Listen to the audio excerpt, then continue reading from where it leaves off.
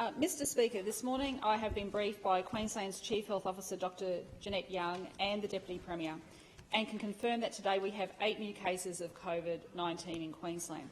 From the outset, I want to assure Queenslanders that although that number is our highest daily tally for some time, each of those people diagnosed is related to existing cases and 7 of them were in quarantine at the time they were diagnosed.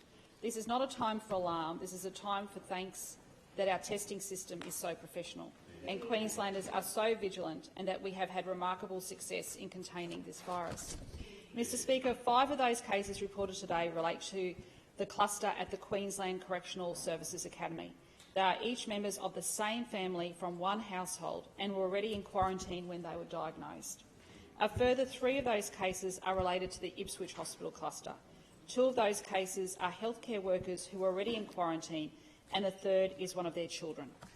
Mr Speaker, this brings the total number of active cases in Queensland to 29 after 4 Queenslanders recovered and were discharged from hospital.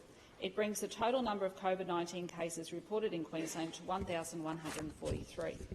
Queenslanders continue to step up and do their best to help us stop this virus in its tracks. In the past 24 hours, 12,075 samples were undertaken as Queenslanders stepped forward to get tested, and I urge people to keep getting tested. I want to congratulate and thank Queenslanders for their continuing good work in confronting this pandemic. Remember, if you have any symptoms, get tested, stay at home, do not go to work.